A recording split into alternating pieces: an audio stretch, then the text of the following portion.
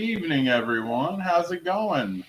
We are doing our episode 2 of our new Star Wars series. Me and my co-host, Thade. Welcome. Hello. And tonight we have a special guest from the Ambassadorial Wing, the Ambassador himself. Welcome. Always two there are, no more, no less.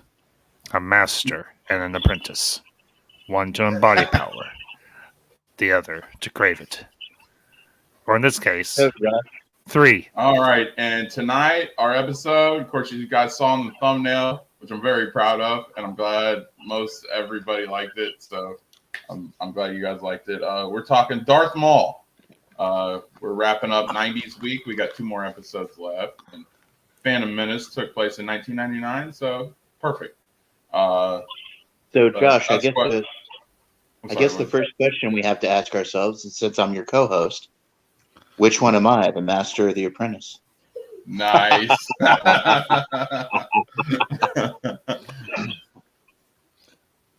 No more. Well, considering I'm the oldest of both of you, I would say I'm probably the master here.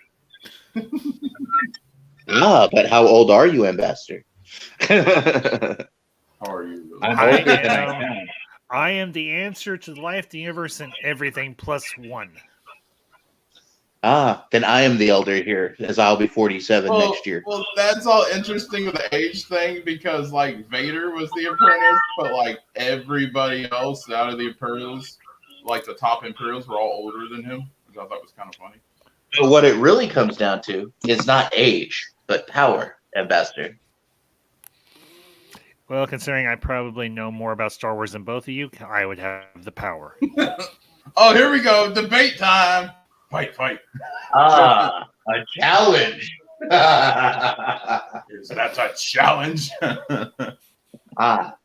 I know that wasn't from Star Wars, but it was still James Earl Jones, so I had to go there. Let me give it to you in my best Bane voice. You believe you are a master of Star Wars, but I was born in it, raised by it. I had cut my teeth on Star Wars before you even came out of the womb. Oh my god, this is gonna be fun tonight. That was Bane. That was your Bane. Yeah, it sucks. I know. At least he tried. Awesome, though. Thanks, Faye. Let's say hi to the chat real quick. Hey, Jet Sparks. What's up, good to see everybody? you. I've been in the chat for a while. Of course. Of course. Of course. I knew Ambassador was going to say something like that. Yeah, put it in there. It's okay. It's perfect. Well, of course, I could always give you the creed of the Sith if you prefer. Ooh. Oh, I know the Sith. Oh, my buddy Heavy D. Thade, you are the apprentice, asshole. I hear you there, Heavy D. I'm the apprentice, right? Hey, bro, how's it going? Peace is a lie. There is only passion. Through passion, I gain strength. Through strength, I gain power. Heavy D. Good to see you. Through power, my chains are broken. The Force shall free me. Free me. Yep. A fellow Sith, I hear. Well, this is a Sith show, so we might as well.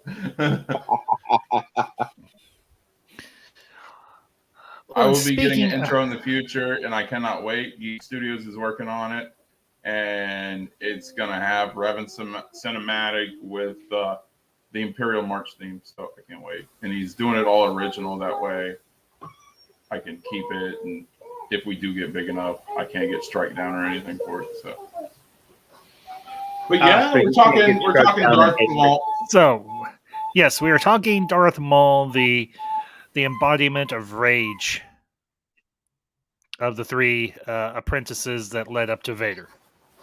Yes, of all Sidious's apprentices. And obviously one of the most interesting, because if you ask me, Grievous and Dooku, they were okay, but Maul. Oh my god! When Maul came out. This is pre-Revan for all you younger EU fans, and Maul was my absolute favorite. He was the first force wielder that I knew of that carried a double-bladed lightsaber. I thought he was cool. I liked his look. Growing up, red was my favorite color, so I just thought Maul was a badass. And yeah, so as a kid, especially watching episode 1, I just thought he was freaking awesome. And except he was not the first force wielder to ever wield a dual-bladed lightsaber. No, not even. Tell? In Can fact, anyone he tell based me? his lightsaber on Exar Kun. Very good. You get a gold star and a dark side cookie. Aw, I have a whole pile of dark side cookies. I am a Sith.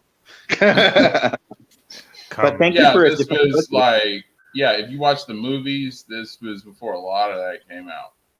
So, like, well, actually, at that time, now we know when we go back in Star Wars history that the Tales of the Jedi comic books came out before Episode 1. Oh, they did? That is right. Yep. Okay. Somebody showing their apprenticeship here, Josh. But on screen,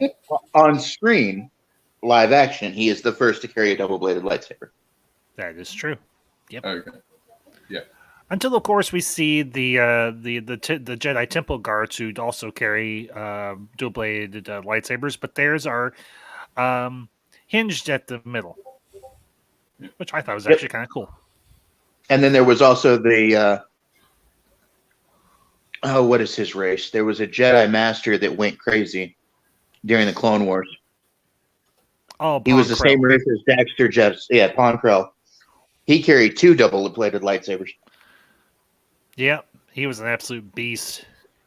Mm-hmm. He could wreck some shit. So he was a Basilisk Jedi Master. Yeah, I didn't. You guys know all about the comic book stuff. I collected comic books, but I never got heavy into them. It was like, well, Ponkrell was actually from the Clone Wars cartoon. Yep. Well, I know Hondo, but I'm talking like when you were telling me about the Old Republic stuff that came out. Right. Yeah, like in the 90s before Episode 1. I didn't know a lot of that because I didn't follow comic books.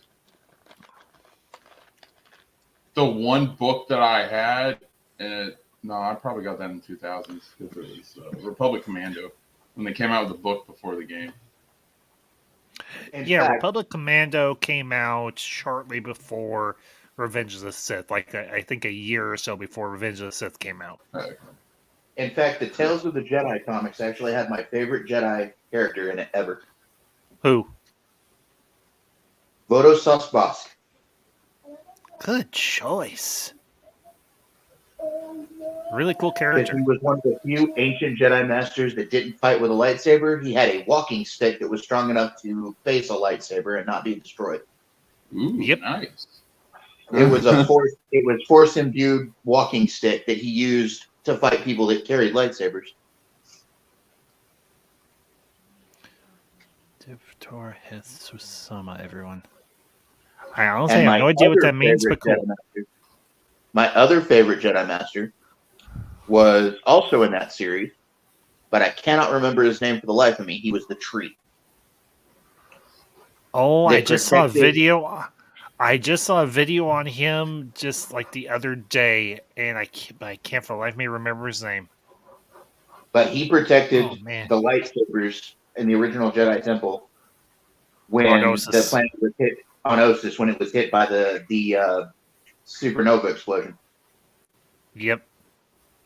And then he reappeared in I think it was Dark Empire. Mm-hmm. Yeah, because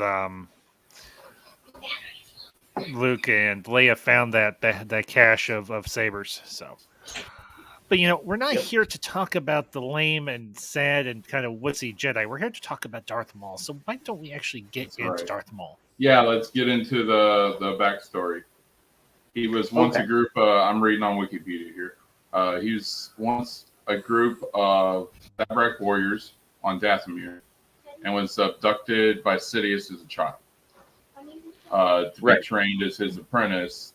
Because Sidious originally went there to gain Mother Talzin, who was his mother, as an apprentice, but he felt the power in the child, Maul, and he preferred him as an apprentice to the mother. well, we see how that turned out, because I think he would have been better off having Mother Talzin, although Mother Talzin was far more strong-willed than Maul was, so she wouldn't have been as easily pliable to Sidious's needs as Maul was. Not to mention the males of the Zybreks of Dathomir are known for their aggression, and therefore Yep. that's why Sidious or Palpatine decided to take Maul rather than Mother Talzin. Yeah, and don't the males on Dathomir kind of be treated as slave workers, anyways, or servants? Yes, because the society on Dathomir is more matriarchal rather than patriarchal. It is the women that wield the majority of the power. I mean, they're the ones that know. Now, this is the only thing I say this as a minor criticism, and it's a very minor criticism. It's the only thing I have an issue with is that instead of it being the fact that they are force sensitive, it's a form of magic in the Star Wars universe. They changed that for the Clone Wars animated series, and that did bother me a little bit, but it's something that I can let slide. Because technically, Force magic's been around for a long time. That's it just depended on what Force users you were talking to, because the early Sith people considered it magic. Yeah, it was only when the exiled Jedi, like Ajunta Paul and his crew came, that they learned about the Force fully. Yeah, that is very true. So, and also remember that Sidious was a Sith alchemy user. Technically, that's Sith magic. Yeah. I mean, it's all a matter. Really, it's only all a matter of semantics more than anything. Let's see. Maul's origins are muddy in the EU. Some sources say, he's an Iridonian. Some he's a Dathomirian. The latter is set in stone as canon. The only problem is. Oh, sorry. No, go ahead, Josh. It's fine. I was a huge fan of the Night Sisters storyline. For newer viewers catching up this podcast and everything, freaking the Night Sisters is like, if you like supernatural stuff, so like it was like zombies mixed with vampires, that type of stuff. If you're into that, then the Night Sisters was a really good storyline, and it's in Clone Wars, and I thought it was absolutely amazing. And this is pretty much the backstory. I can actually answer Jet Sparks' comment there in the chat. Maul was what was considered an Iridonian Zabrak. The Zabrak originally came from a planet called Iridonia, so technically both of those origins are true and canon. I wondered because I'm like, Beodor in Old Republic looks just like Maul. So right. Well, not to mention you've got Eth Koth on who was a Jedi Master during the time of the prequels and the Clone Wars, and he was also an Iridonian or a Zybrak. Yep. So, and the reason why they're called Iridonian Zabrak is their original planet, Iridonia, was destroyed, and the Zabrak that were still around in the galaxy were basically refugees from the original planet. Yeah.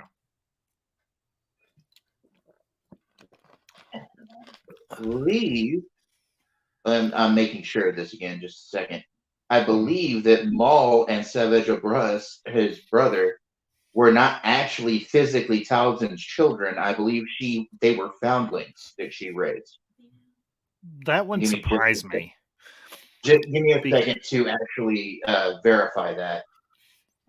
Well, and the reason I say it doesn't necessarily surprise me is the way that Talzin treated Maul and Savage. She didn't treat them poorly or anything, but she may have regarded them as children under her care, but she also regarded them as tools for her use.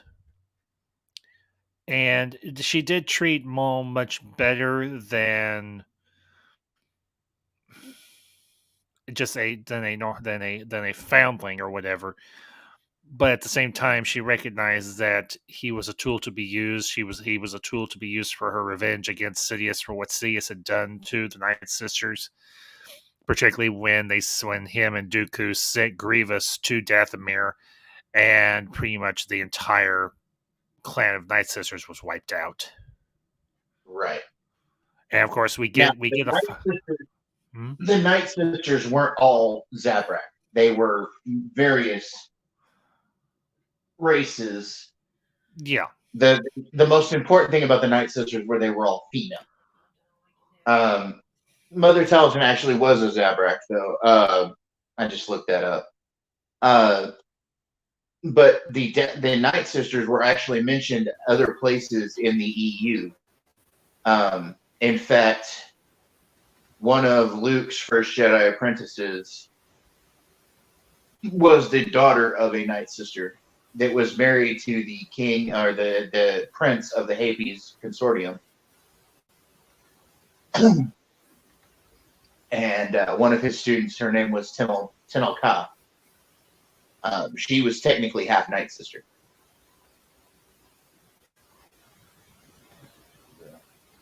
Sub Monkey, welcome. Anthony, you got fans tonight. I do. You got 2 people in the chat. Wonderful. Fans are so nice. What's up, Sub Monkey? How you doing, buddy? I remember being Sub Monkey used to chat. We used to be in chat when Thade was with the crew and Broden and all them. That was just a shout to that. Yeah, I always liked anything Maul did. Anything that I saw that was on screen. Like, I haven't read the book, but me and Thade were talking about that behind the scenes before we started. And, well, Sub Monkey, technically, answering another question or another statement in chat, technically Maul is both dead in Legends and in canon now. In Legends, he supposedly died during during episode 1. That's where Legends ended his story. But in canon, since they extended his story for Clone Wars and Rebels, he was actually killed in Rebels by Obi-Wan Kenobi on Tatooine. I like where they extended it because, you guys were talking about aggression, right? And so I totally get that. And Savage felt like aggression once the Night Sisters did their juju on him. And I didn't feel that with Maul in episode 1. So when they brought him back, he had that aggression and everything. Kenobi! Yeah, and like Sam Witwer's work on that voice is just amazing. And I love when they brought him back. Yeah, I love when they brought him back. You felt the aggression the second time. So everything we're saying about the Zabraks, Iridonians, it freaking hit when they brought him back. So I absolutely loved it. What'd you guys think? I honestly, Maul learned hatred and aggression through his injuries from Kenobi in episode 1. And a lot of people I know that were into Star Wars after the canon took him farther were like, "Oh my God, how did he survive episode 1?" Well, I'll explain that to you. The dark side can keep a person alive even through massive injury, and he held on by his hatred. I mean, for all intents and purposes, Vader should have died from his injuries, but he didn't. Mm-hmm. Hatred kept Vader alive. Hatred of Kenobi, hatred of Sidious. And in a lot of ways, Maul suffered from the same after his defeat by Kenobi, but his hatred was hatred of Kenobi and hatred of Sidious. And I'm glad you bring up that point because I was such a fan of Darth Sion and Knights of the Republic too. And for that very reason. The Lord of Pain. He should have. The Lord of Pain. The Lord of Pain. He should have died years before he did, but his hatred is what kept him alive. And him dying was not that Meetra Surik defeated him. It was he should have died many times. Not physically, mentally. He should have died many times. There were many times Sion should have died. She got him to she got him to give up his hatred. Right, and then he died real. Yeah, and I just thought that storyline was so good. So yeah. My favorite Sith Lord from that storyline was Nile, but I'll get into that on a different episode we do. Because Nile is freaking. I'll talk with you about it later, Thade. But I want to do. I'm not going to say it's next week, but soon I want to do the Sith Triumph for it. I want to do that in an episode. So Kreia and Nihilus and Treya, Nihilus, and freaking Silent. Yeah, I want to do that eventually because I think that should be cool. But I didn't want to get into an Old Republic tangent. It's just freaking. I wanted to talk about how the hatred is something that the Sith uses, and in history you can see it, and it helps fuel. Because hatred, passion, a lot of those are very similar. So the more hatred that drives them, the more longevity they have as far as existence. And yes, Monkey, I have heard of Darth Maul lockdown. We were just talking about that actually before we started the show. Yep, that was the book.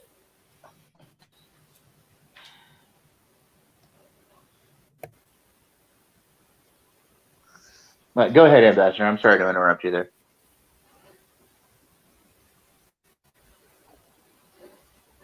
Ambassador? Hello? He might have had to step away for a minute. But yeah. Sub Monkey, yes. Like episode 1, we were talking a lot of Old Republic stuff, but we are definitely the whole reason for us starting the series is I saw the reviews coming out of Book of Boba, all right, and a lot are your very casual fans.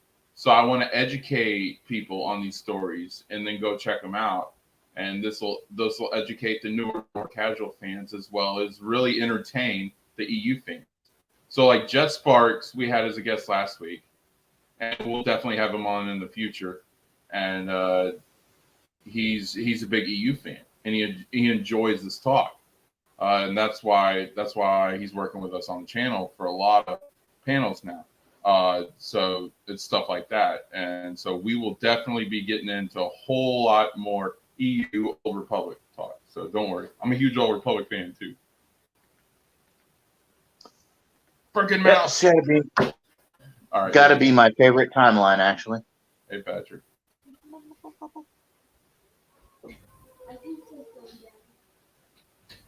There's also a non-canon story where he was killed by Owen Lars on Tatooine. Yes, Old Wounds. I remember that.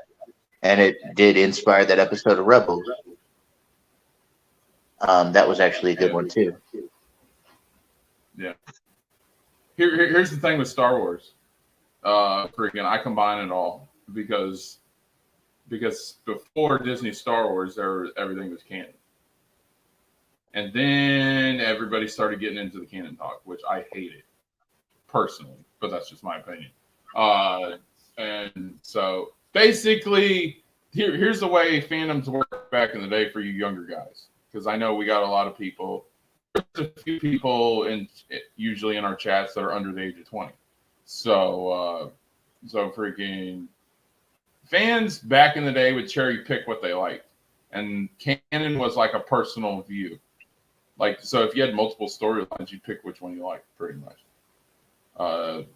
So yeah, it's the say that something doesn't matter even though you've created material on it. Personally, I just think it's kind of dumb. And so, and like after being a Dragon Ball Z fan growing up, yeah, you want to talk about a fucked up canon? There you go. But that's for another stream. But yeah. Yeah. Canon didn't used to matter a whole lot back in the day. Yeah, like, it was all together. Like, seriously. See, that's why Maul and Kenobi had so much past. Because of what Kenobi did to Maul in Episode 1, Maul took his lover Satine in the Clone Wars. So it's like they continued hurting each other over time. Yeah. And Patrick says, I need to start getting into Star Wars because y'all really like it. It's cool, dude. Get into something if you want to. If you find interest and you like it, Patrick, then you get into it. I would never say get into something because your buddies are. You check it out. Go check out these shows and these things we're talking about. Check out the KOTOR. That's what made me it. I was a pretty good fan of Star Wars with the original trilogy, but when KOTOR really hit, and I liked episode 1, but when KOTOR hit, that's what made me a super fan right there. So I'm Old Republic. Dude, I will give some hot takes, and I will say Old Republic's better than any of the movies. And that will trigger some people. And Very much for that, but I don't care because I just, the Old Republic stuff I absolutely love. So yeah, but yeah. Well, the Old Republic time period was so like colorful and full of everything. Like they weren't like connected. They weren't so strung in by the movies, Okay, Sub Monkey says that was a brutal way Darth Maul destroyed Obi-Wan's friend, lover, Satine, and the Clone Wars. In canon, he was like, no, he literally wanted to fight Maul, but he had to hold back his anger. All right, here's the thing. Obi-Wan, I'm going to say, in Galactic Republic times, and even post, was probably one of the best Jedis, period. Unlike Luke, which I get shit for saying that, but freaking Obi-Wan had the anger, but he didn't give into it. Even when he killed Maul the first time, he wanted to give into the anger, but he outsmarted Maul. And that's how he defeated him when he chopped him in half in episode 1. He wanted to give into his anger, but even in the moments when his master was destroyed, who was like his best friend, his brother's father, yeah, freaking, he didn't give in to the anger. Freaking Luke did. And that's the difference. I think Galactic Republic era, Obi-Wan Kenobi is probably the best Jedi out there. As far as what it means to be a Jedi. And yeah, that was brutal. But he wanted revenge. And he wanted Obi-Wan to hurt. And that storyline gave Obi-Wan Kenobi depth. Which Obi-Wan didn't have that much depth. Okay, so he was apprenticed to Qui-Gon, and then Qui-Gon dies, so then he takes his own apprentice, and Anakin's stubborn and hard, so he deals with that. There wasn't that much depth, knowing that he actually had feelings and he had emotions and attachments toward the woman, and he couldn't be in a relationship because he swore an oath. Lifetime oath to the Jedi Order, and he was a loyal and faithful Jedi. Yeah, so I thought that was a really good storyline. That was my point. What's interesting is Kenobi was not originally. Originally, Kenobi almost did not become a Jedi. He was 13 when he was chosen as a Padawan. And normally, if you go beyond 13, you didn't get picked. You got sent to the Explorer Corps, or the Medical Corps, or the Agricultural Corps, which were failed Jedi apprentices that ended up still having the Force, but working for the Jedi in other capacities. Sorry. Obi-Wan almost was not picked. In fact, Qui-Gon wasn't even going to pick Obi-Wan as his Padawan. He had to convince Qui-Gon to take him on as a Padawan. Yeah. Oh, let me say this real quick. Thanks for stopping by, Jedi. Yeah, for you guys who don't know, Jedi's in the UK, so great to see you. Thanks for stopping by. All right, man. Good night, brother. Take it easy. Be safe. So I think it's like really late night for him. Yeah, it's about 5 hours ahead from now. Yeah. Obi-Wan hurt Maul. Maul hurt Obi-Wan. In Star Wars Rebels, Obi-Wan won 15 seconds. You want to know why? Because Obi-Wan didn't have the hatred. The point in that whole thing in Rebels was that hatred slows you down, and you don't have rational thinking when you feed off of anger. You can't outsmart your opponent. And Obi-Wan was smart at that time. So he So yeah, that's why you say that. Well, also, Maul died. When Maul died, he died redeemed. He didn't die in anger. Yeah. In fact, he thanked Kenobi for releasing him. Well, And it's like, especially this is why I like the old Mandalorians. They didn't fight or murder in cold blood. It was like a form of art to them. When they went to battle with someone, if you got slain by your enemy in battle, that was honorable, and they would not regret dying like that. Right. There was a lot of honor in that. So, like, that's how I felt with Maul, and when him and Obi-Wan had that final battle. And then his last words were basically that he had to stop Vader. And so, yes, he did die redeemed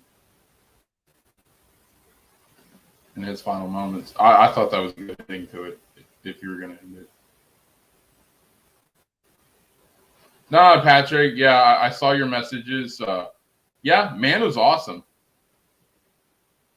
I was like, I'm not going to say that freaking the sequel trilogy ruined me, but freaking, it wasn't what it once was, so I stuck to like my Old Republic and the lore and the books and stuff like that.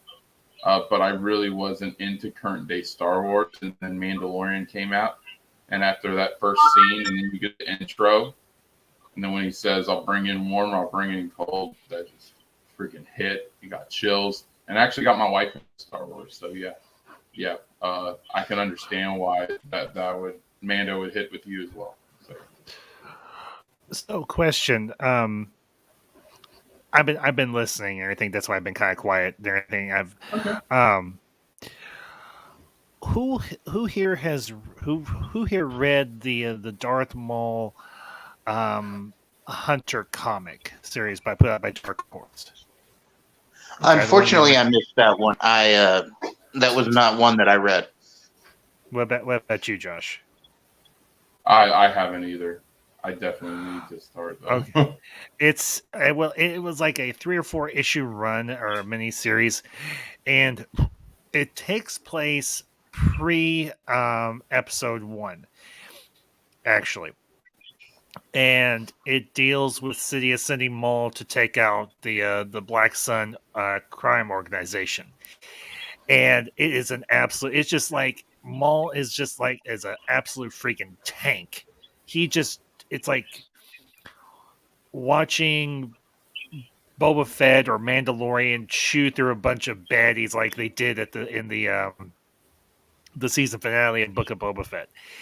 And there's one line there are several lines in the comic book run that I remember, but one of my favorites, it's actually before Maul leaves, and Maul asks Sidious, "Do you want the Black Sun utterly destroyed?" And Sidious goes, "No, because they may be of use to me down the road." And that's a tie back to another story from the expanded universe called Shadows of the Empire, which takes place in between episodes or Empire and Return of the Jedi. And because the Black Sun still exists by that point. And Sidious goes to the Black Sun to contract for more labor on the construction of the second Death Star. And I always found that whole circle of continuity very, very intriguing, because you're talking about events that take place during the decline of the Old Republic era into the original trilogy era. And it's just a few little lines of dialogue tie everything together so seamlessly. But there's another interesting fact. The head of the Black Sun actually has a Night Sister as one of his personal bodyguards. Ooh. Yeah. And they actually... That's pretty cool. Like I told you, I love the Night Sisters. Yeah. That's Prince Zizor, right? Say again, Thade? That was Prince Zizor, right? That Prince Caesar was the head of Black Sun during the original trilogy era, yes, but he was not Right. head of the Black Sun in this particular story. It was some other, I can't remember his name, some random guy. But yeah, they're towards the end of the the battle and everything, between Maul and the last holdouts for the Black Sun, and that's the main guys, the Vigos and everything. Maul goes head to head with this Night Sister, and she actually holds her own for a little bit. But eventually, Maul does take her down, and he does take down the head of the Black Sun altogether. And it's just like I said, it's watching Darth Maul just go on a tear, an absolute tear, and I love it. There's another story from the Star Wars Tales comic book series that Dark Horse also did, and it actually outlines or shows Maul building his double-bladed lightsaber and the reason why he did it. Sidious sends him to kill this Jedi Master that's living secluded and alone on this remote planet. And the Jedi Master actually beats Maul with nothing more than a staff. So Maul leaves and goes back to his ship and constructs his double-bladed lightsaber. And eventually Maul does return to face the Jedi Master, and Maul defeats him. And Sidious says to him, because the story is all told in flashback, and Sidious says, "I foresee this weapon doing many great deeds and becoming well known." And Maul is like, "No, it shall be like me, nameless."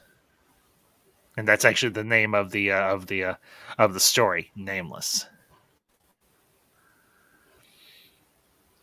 And that's one of the things I love about the expanded universe and how much room it gives storytellers to play in, and particularly with a character like Darth Maul. I mean, he was meant to be a one-off, but he had such a powerful impact upon the Star Wars fan base that people were like, we want this guy back. And Filoni listened, and they brought him back in, I think it was like at the tail end of season 3 going into season 4 of the Clone Wars. And I have to admit, the whole storyline with Savage and Maul creating their criminal organization, and then of course Sidious comes to Mandalore and absolutely wrecks Savage and Maul. And then, of course, we don't see Maul again until Rebels. The only thing I didn't like about that is they made Sidious look a million times different in freaking Clone Wars than they did in the movies, because Sidious looked like this OP ass motherfucker in freaking in Clone Wars. I actually liked how they did Sidious. That's how they should have done him in the freaking movies. Like, freaking Sidious felt like his manipulation is how he got away with surviving and everything. But in Clone Wars, he looked like some badass dude that, if you're pissed off, it's gonna make you suffer. He felt like a real Sith in freaking Clone Wars. I was just watching Maul's death scene in Rebels. So I was refamiliarizing myself with the last things he said to Kenobi. Yeah. And as Kenobi's holding him and he's dying, he asks, because during the fight, right before the fight, he said, "You're here protecting something." And then he looked at Kenobi and he goes, "Or someone." It's because he gets sensitive. And then you could... actually... Just imagine if Darth Maul fought Vader. Oh my goodness, that'd be awesome. Yeah, actually, they did a story in Star Wars Tales, again by Dark Horse. Oh, okay. Would y'all like to hear this, because it is really, really cool. Yeah, go ahead, Ambassador. Okay. It takes place. It doesn't say specifically, but we can assume it takes place during the original trilogy time period. And a group of Imperials go to this really. It looks like it's similar to Mustafar, but it's not Mustafar. And Vader is with them, and they find this old abandoned dark side fortress that had been built by this group and everything that were like adherents to the dark side. And there's these 3 robed figures who claim to be adherents to the Sith or loyalists or whatever. And they have found a male Zybrak that looks exactly like Maul. And they have spent who knows how many years training him and molding him and forming him into almost like a reincarnation of Maul, but it's not actually Maul. And Vader goes toe-to-toe with this second-hand Maul, essentially. And Maul actually gets some good hits in on Vader during the duel. But here's the cool thing. Before the fight starts, Vader's like, well, why don't I just destroy him? And they're like, well, if you just simply destroy him and destroy us, then you will always wonder would you have been as good as Darth Maul? And during the course of the fight, the reincarnated Maul jabs at Vader / Anakin with some just vocal jabs and everything. But in the end, Vader does succeed. His suit is damaged, but he does succeed.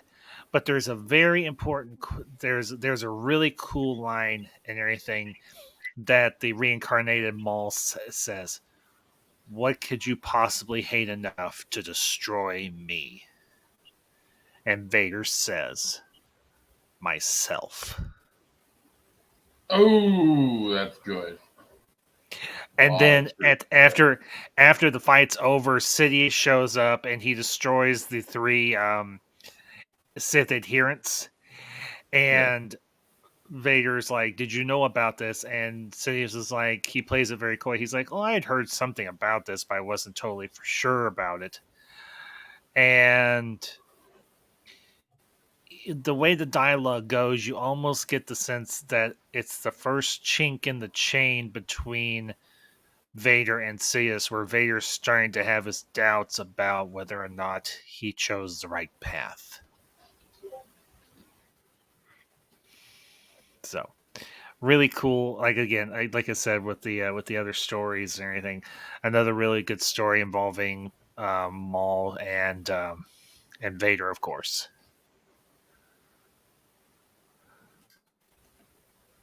Wow, I just watched a short on that story you just mentioned, Ambassador. Mm-hmm. Vader drove his own lightsaber through his body to kill that version of Maul.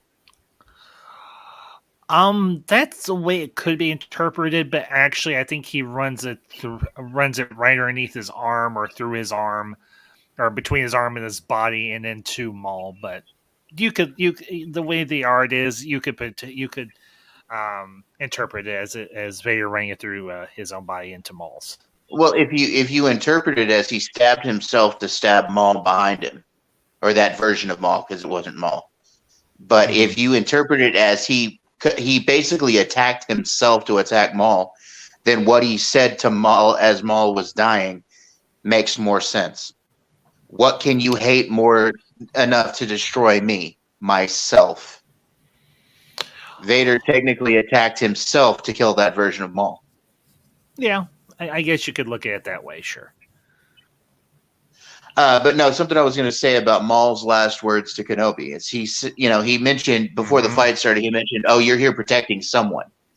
Then they duel, and Kenobi takes the killing blow. Mm-hmm. And as he's laying there dying in Kenobi's arms, he says, "Is he the chosen one?" And Kenobi says, "Yes, I believe he is." And he says, "Good, then he will avenge both of us." Yeah. So technically, Maul died redeemed. Yeah, because it's shifted. It was originally getting paid back Kenobi and freaking his jealousy that Anakin was the chosen one and he wasn't. And then it shifted once he found out the truth. And then Sidious became the enemy, and that's the one who needed to be defeated. And so, yeah. So I have a kind of sort of outside of Maul question for those on the panel and also those in the chat. Okay. Who do you believe was truly the chosen one? Was it Anakin Skywalker or was it Luke Skywalker? Anakin. Because the legend or the prophecy of the chosen one could have equaled either one of them. Yes, but I wait my think. turn. Well, Josh, if you want to go first, because I've been talking for a few minutes, by all means, go first. I mean, it's your chance. All right, here's my opinion. It might be a hot take, but here we go. I think every era had a chosen one. I think every era of Star Wars has a chosen one. That makes sense. So that's my own opinion. I think that Anakin was the chosen one for his era. I think that Luke was the chosen one to help Anakin in Luke's era. That's an they interesting even had take. a chosen one for if you look at Darth Crate's era. If you go to the sequel trilogy, they had a chosen one for that era. If you go Old Republic, Revan was a chosen one for his era. It does say in the prophecy that there's a chosen one, but they didn't say that it's only one. You can have one chosen one per era. Okay. There you go. The share screen. Or no. We got two things. Hold on. Let me back out. I'll come back in. Hold on. I thought multiplicity was fake. That's Force essence right there. I don't know. Thade might be the master. Well, I won't wait till Thade gets back here before I give my answer. So, yes, a monkey, the scimitar, very cool ship. Oh, fun scimitar, fact: yeah, was they awesome. use. Fun fact about that ship: they literally had to mine every Stygium crystal that they could find to power the cloaking device on that ship, because after they were done with the getting all the Stygium crystals, there were no more left pretty much in the whole galaxy. Yeah.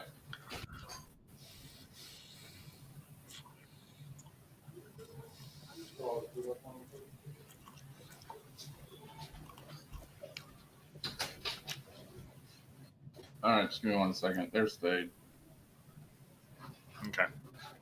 And hey, to the chat, Troy Pacelli. Troy, it's good to see you, man. You know Troy, yeah. I saw Troy helping promote my channel one day, and then he came on over. He's been hanging out with us. He popped in once in the stream. So yeah, thanks for coming by. He said if Anakin was the chosen one who would bring balance to the Force, he didn't do it. Balance. Is that balance, though? Wouldn't balance be both destroyed, though? Why does Jedi being reigning supreme have balance? Wouldn't that be imbalance? Well, I think that's the point he's making. Both sides on equal ground? Wouldn't that be balance? Well, if you look at the aftermath of Order 66, essentially, there was balance. Because you had 2 Jedi and 2 Sith, essentially.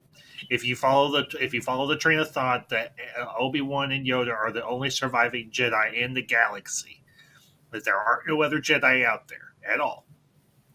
Because remember, Ahsoka is not a Jedi. She doesn't regard herself as such. Then yes, the balance was achieved. But if you ignore the politics and the freaking power play and all that, yeah. But here's the other thing too. Yeah, but here's the other thing too. If you look at Anakin's actions in Return of the Jedi, then yes, true balance was achieved because you have a Force wielder that isn't an adherent to the light side or the dark side, but he sees potentially the Force as a unified whole. Troy has a good point on this. He said, but he destroyed both. Left, Luke was left. Yep, Luke and Leia were both left. That's the light side, so the light side did survive.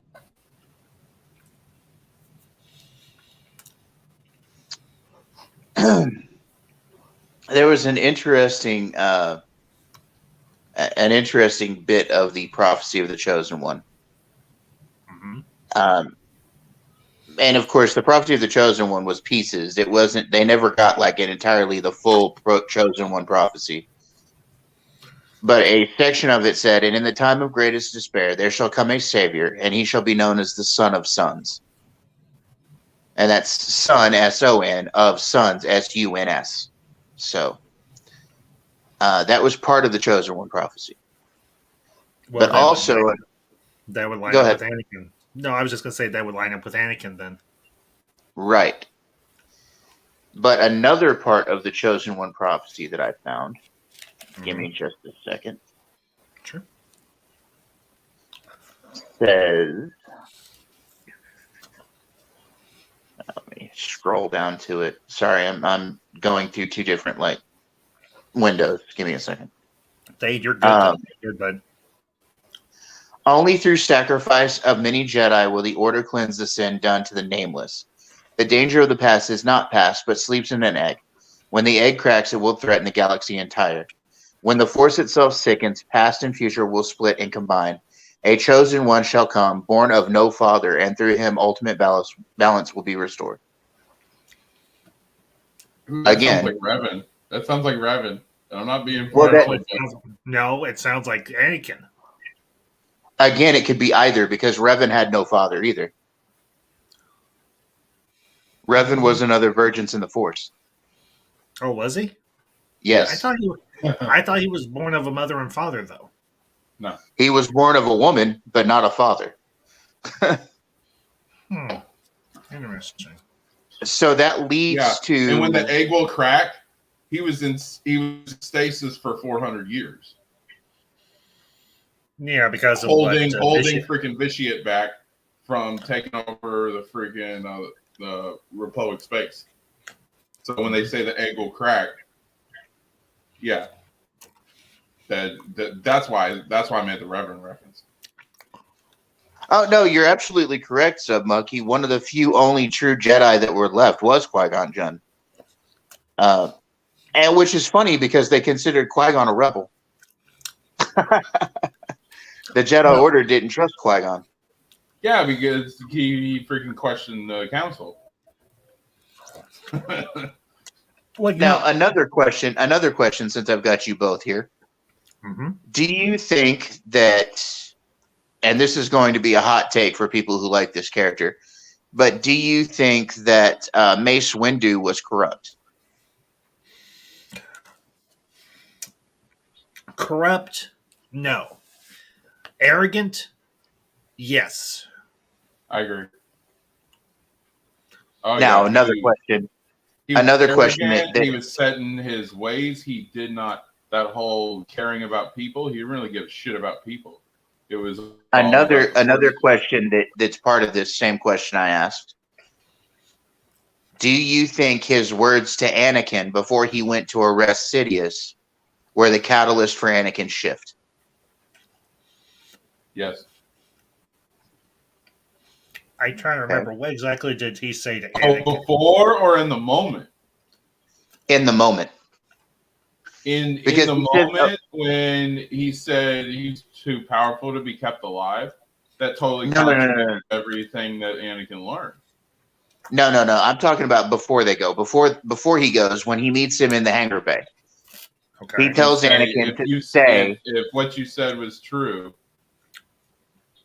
then you will have earned my trust. Is that the one you're talking about, Thade? Yes. That then you will have earned my trust. Remember, Anakin's major thing was loyalty. Yeah. Anakin demanded Mace loyalty in all things. Yeah, but Mace was And paranoid. right there, Mace did not prove that he trusted Anakin at all. Because he never proved himself to Mace Windu. Right, but there was no loyalty there. So do you think that caused, I mean, besides the Padme thing, besides the fear of losing her, do you think that caused Anakin's fall? No. What caused Anakin's fall was when he was taught, even being in the Jedi as long as he was taught people should get to stand a fair trial. He was taught that by the Jedi Order, the Council, Obi-Wan, all that. And freaking Mace is just going off Sidious. And he saw the aggression coming out of Mace Windu. So you got to think he's been looking up to this guy. He's busting his ass trying to earn his trust back, and he's getting there. But like the person that he thought was Mace Windu ain't really seeming like the guy he thought he looked up to. And in his heart, he feels that murdering someone despite their flaws is wrong, that he should stand out. And Mace is just, he's got him beat. He's got him dead to rights. And then he's like, no, this is wrong. And out of conviction and his morals, he took out, that's the shift. In my opinion. Okay. Ambassador, do you have an opinion behind that? Here's the thing with Anakin and the Jedi in general. The only Jedi that Anakin ever truly trusted was Obi-Wan. Everybody else kept Anakin at arm's length, except for maybe Ahsoka. But that was a different relationship entirely. The only person that ever truly, I'm building towards your answer, Thade, so just bear with me for a minute. I am. So, the only person that ever truly showed Anakin any type of friendship or camaraderie or anything other than contempt or mistrust was Palpatine. Now, was Palpatine manipulating Anakin? Absolutely. But had the Jedi in their own way seemingly manipulate Anakin? Absolutely. So for Mace to word his response to Anakin the way he did, and Anakin, much like Josh pointed out, building a lot of his personal belief structure on the concept of trust and loyalty. And for Mace Windu, a member of the Jedi Council who has been a part of the Jedi Council, we don't know for how long per se, to say to this young man, if what you say is true, you will have earned my trust. Does, I think, not in a drastic, huge way, but I think in a more subtle, smaller way, play into Anakin's decision to take Mace's hand and give the opening for Palpatine to destroy him. Yeah. Okay. Well, here's the thing. I'll say this about Palpatine real quick. I don't know if it's me, but the way they did Palpatine, especially in Revenge of the Sith, made him feel like the devil. Like, well, that was the manipulation. Well, Josh, here's the thing. That was always Lucas's intent. Okay. Palpatine is essentially the Star Wars equivalent of the devil, or I would say not so much the devil, but a version of the devil known as Mephistopheles. Was more of a maker of bargains and deals, kind of like what you see in Ghost Rider with Peter Fonda. That particular version of the devil.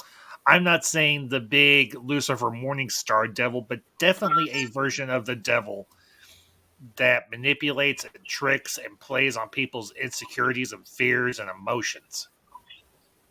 Because Palpatine did this to every person that he took as an apprentice. He did it to Maul, and Maul was completely and utterly wrecked by it. He did it in a lesser degree to Dooku because Dooku was more pliable, or he was more in a position to where Palpatine didn't have to do a whole lot to get him to turn. Dooku was already partway turned because, he was already partway on the road and everything to say, screw the Jedi, I'm going to go back to being a count, and I'm going to take up the head of the separatist movement. Yeah, the thing was, especially if you watch Episode 3 when he says the line, "If you say what is true, you might trust." Anakin gives the look, body language wise, like, okay, thank you for letting me prove myself. Like it looks like he accepts it. It doesn't look like he's angered or anything about when Windu said that line. So that's why I got the opinion that I do. But it does. But like I said, it does play in. It does play a part. It does play a small part in Anakin's decision to take Windu's hand, essentially. Yeah. Okay. Now, can I read this real quick? Yeah, go ahead. It says, and the Jedi told Anakin to spy on Palpatine. I didn't have a problem with that. Freaking, they knew, for one, they knew that their powers were dwindling because they were not pure of heart. Two, they needed something up on the Separatists and the Sith. And they knew that the dark side was surrounding Palpatine. So they knew if he was a Sith Lord or he was involved with the dark side somehow. So yeah. I've heard a lot of people freaking complain, oh, well, the Jedi were wrong because of that Anakin spot. Had to do something. Here's the thing about the Jedi of the prequel trilogy era and leading up to it. They had become very much embroiled and entangled in the bureaucracy of the Republic. The Jedi were never meant to be like that, ever. That was never their purpose. They were not supposed to be a semi-paramilitary arm of the Republic. They were meant to be their own independent body. And, I kind of talk about this in the fan fiction I wrote and everything. The Jedi, over the centuries, slowly became more and more entangled in the bureaucracy and the government of the Republic rather than staying separate and away from it. Because, let's just be candid here. And this is not me trying to go political. I'm talking about this in a fictitious space, in particular the Star Wars universe. When you get embroiled in politics, it starts to corrupt you. Yep. You start to do things that you wouldn't normally do. You start to act in ways that you normally wouldn't. And because the Jedi lost sight of where their quote-unquote allegiance was, and that is, of course, to the Force, and they started listening to the whining and moaning of a bunch of senators in the Galactic Republic, they lost their way. Here's a question I got for you, Ambassador. Don't you think they were a little forced in that situation, though? Like, they don't seem like they really wanted to get involved in the first place. But they weren't going to be like the original Jedi Council and just not give a shit. Well, the original Jedi Council wasn't a constant body per se for the Jedi. They didn't really. There was never meant to be a council per se that acted as a ruling body. Because here's the thing, the Jedi were never supposed to be that formalized in their structure. Not really. They were supposed to be adherents to the Force. I'm not saying it's so much of a religion, although there are people in the Star Wars universe, normal people who do kind of deize the Force itself. But the Jedi were meant to listen to the will of the Force, do as the Force intended. And that's why Qui-Gon Jinn was considered kind of a rebel. Because he listened to the will of the Force, not the will of the Supreme Chancellor or the Senate of the Galactic Republic. Yeah. And that's why the Jedi so severely lost their way. Now, we don't know exactly when this formal relationship between the Jedi and the Galactic Republic was formed. It was more, in like Tales of the Jedi. Yes, the Jedi would come to the aid of the Galactic Republic in its founding years and so on, but they still kept to themselves for the most part. But I imagine what we'll see in either the Acolyte or maybe at some point during the timeline of the High Republic, we'll see the Jedi start to be folded into the bureaucracy of the Republic. Yeah, Jet Sparks, Qui-Gon was a true Jedi because he listened to the will of the cosmic force, of the living force, as he called it. He didn't listen to the will of an individual. Now, would he turn a blind eye to a person being in need? No, he wouldn't, because that's not what a Jedi would necessarily do. But Jedi were never meant to be, and I will say this, Stephen Murphy, they were never meant to be either soldiers or keepers of the peace per se. They could take on that role potentially, sure. But the Jedi were never really meant to play that sort of role. Now, granted, their powers gave them a greater ability to act as such, sure. Okay. But neither one of them would. I want to answer Sub Monkeys. I was actually going to answer Windu, Yoda, or Obi-Wan turn to the dark side.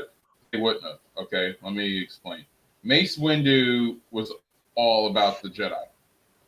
He was so much about the Jedi that he didn't care about people as much as maybe he should have. Yoda was about the Force too, but he did care about people, and Yoda was in my opinion, the true embodiment of balance. And then Kenobi was so loyal and looked at everything with the glass half full when it came to the Jedi, and he really bought into the Jedi were good guys that he wouldn't have turned. Okay, now I want to also speak to this, Josh. As for Mace Windu, I both agree and disagree with Josh.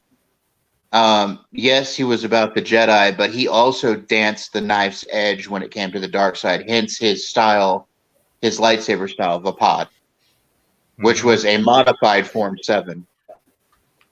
His form had to be different than others because nobody else could take Sidious like that. He's the only one that could go toe-to-toe with him in lightsaber combat. You realize that Mace Windu danced the dark side on that because he used aggression, but he tempered it with it wasn't his form of combat, taking dark side and shifting it on his opponent. Well, he had a specific force ability. It was called the Shatter Point. Yeah, he could see where the breaking point was in all things. And he was one of the few Jedi in that time period that had the Shatter Point ability. That was what led him to be more aggressive in his style. Now, as for Yoda, there's a story called Dark Rendezvous, which took place during the Clone Wars. And most of the book involved Yoda and Dooku facing each other off, and Yoda trying to turn Dooku back to the light side. In that story, Yoda terrified Dooku because he showed Dooku just a sliver of what he would be if he had fallen to the dark side. He showed Dooku just a Jedi Master, but was he on the council? Who, Dooku? Dooku, yeah. No, never. He was never a council member. He was a Jedi Master. Curious. He was the last of the Lost 20, which were 20 Jedi Masters that left the Order for various reasons. Anyway, back to what I was saying about Dooku. Dooku. Yoda showed Dooku just a moment of what it would be like had Yoda ever fallen to the dark side. And in that moment, he terrified Dooku very much. Because it's a lot like that scene in Lord of the Rings had Galadriel chosen to take the ring. You know how she showed him, I would be a terrible queen, blah, blah, blah, blah, blah. beautiful and terrible, and all would worship me. That was basically what it was like seeing Yoda in the dark side, and that's why Yoda knew the possibilities, and that's why Yoda never fell to the dark side, because he knew what a destructive force he would be if he had. As for Kenobi, I completely agree with Josh. Kenobi was a Jedi fanboy and felt that the light side was all that mattered. Yeah, pretty much. But with like Yoda, everybody was like, attachment's bad, but Yoda actually explained. He felt a lot, and this is from personal experience, and it was my father's favorite. He felt like my father when my father explained things. So my father wouldn't just say, "You don't do this. This is bad because I said so." I've known some parents out there like that. But freaking, my dad would say, "Here's why you can't do this. This is why this is wrong. This is why it's morally wrong, and why you shouldn't do it, because here's the cause and effects." And I think Yoda did that, especially when it came to the attachments and saying why it led to the dark side. So, yeah. Well, see, that's where a lot of people get that whole thing twisted. The Yoda himself never said that the Jedi couldn't love. Yeah. It wasn't about not loving. You could show love, you could show affection, but being overly attached to an obsessive extent, yes, is what was wrong, what was bad. Mm-hmm. Because in episode 2, when they're sitting, or no, it was either 2 or 3, when they're sitting in that room with Yoda, and it's almost dark, but you can still see a little sunlight come out. And Anakin goes to Yoda and asks him, and he starts explaining to him about attachments and why the Jedi forbid it and why the rule is there in the first place. I thought that was really good. And like Yoda's probably like my favorite Jedi of all time. I really like Yoda and the way he would explain things. To me, he felt like a pure Jedi. I might be wrong, but that's just I felt.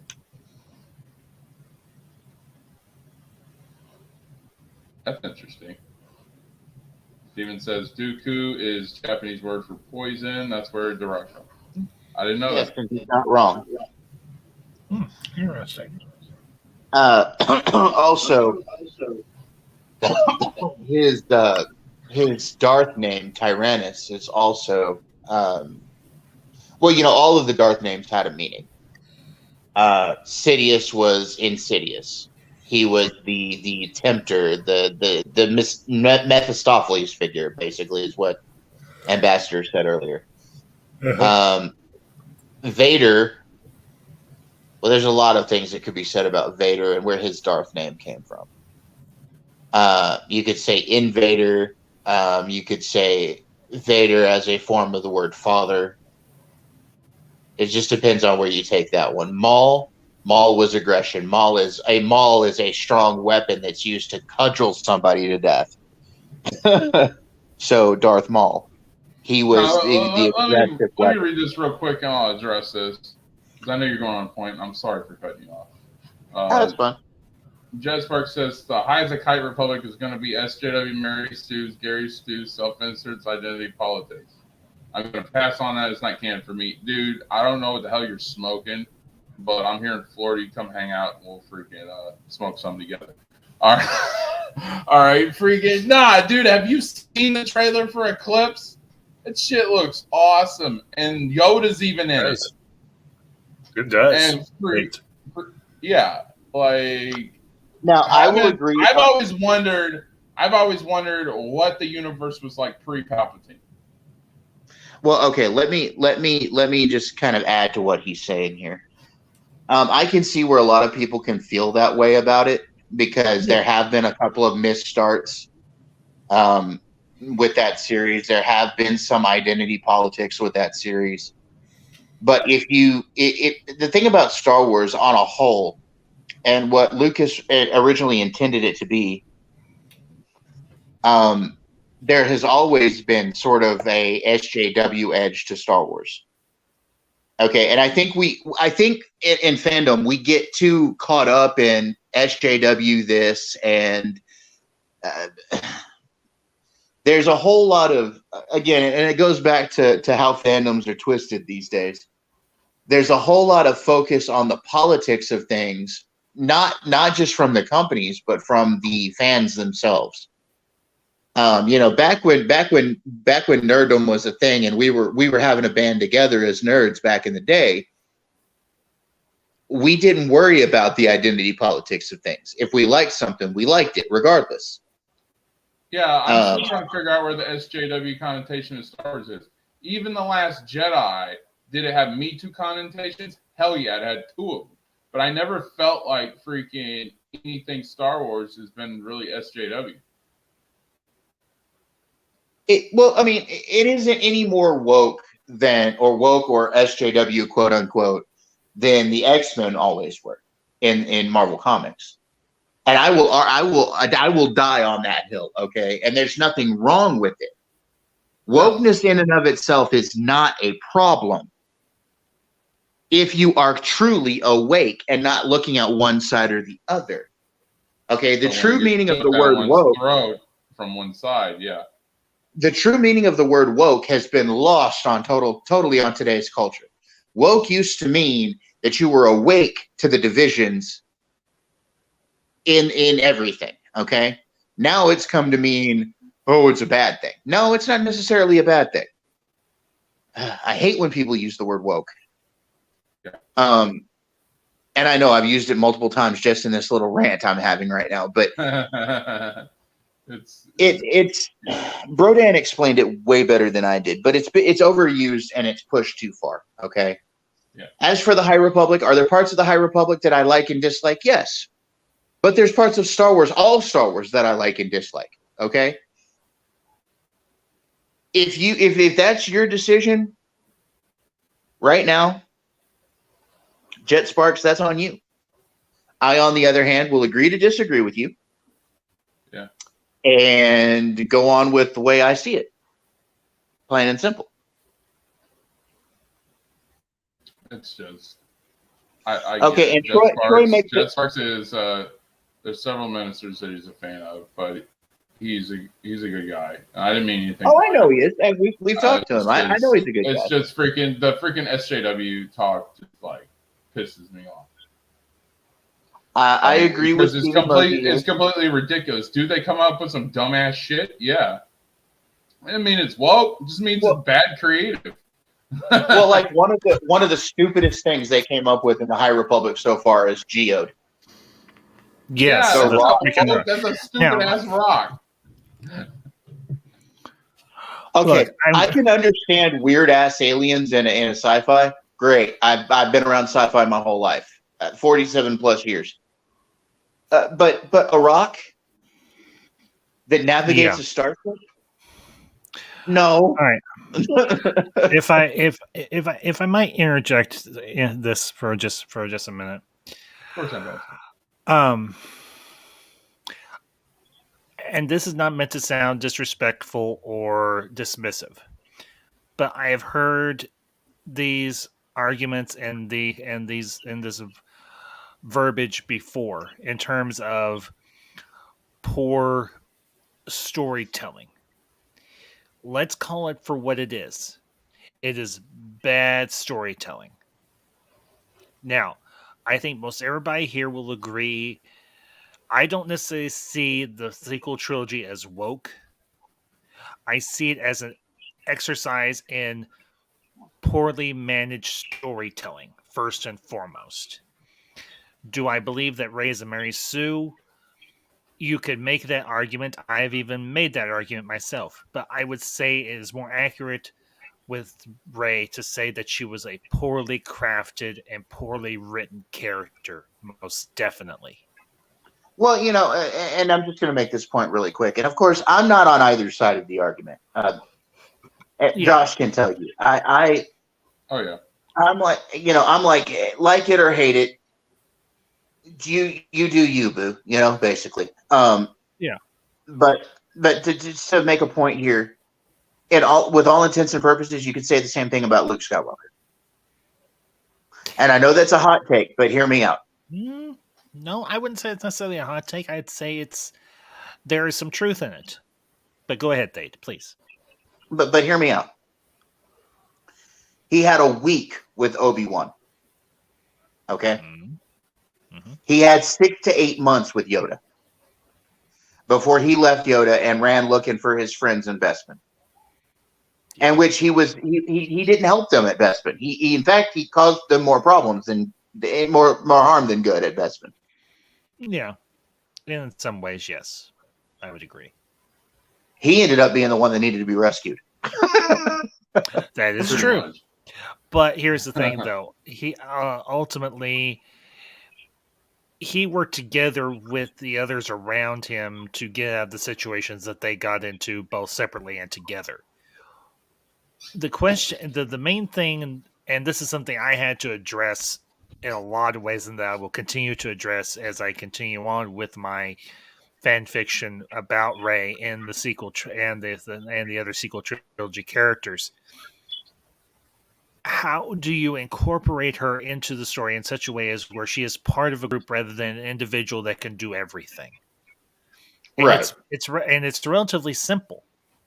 You make her infallible. You make her not so reliant on others that she cannot do for herself, but you don't make her overpowered or overexperienced. And the same is true with Luke. He got himself into some fixes, sure, and he had to get saved. Absolutely. And for me, Steven, to answer your question, I've had to kind of put a pin in my fan fiction because we are in the process of looking for a new place to live, and I will tell you, I am towards the end of that story. I've got to write the epilogue, and I've got to do some minor editing to the story before I hand it off to the missus for the major editing that's going to go into turning it into a proper script. So I hope that answers your question, Stephen. So because I'm going to turn my Sure, go ahead, Dave. Before we get too far along, I want to answer what Troy Purcelli said here just a second ago. Sure.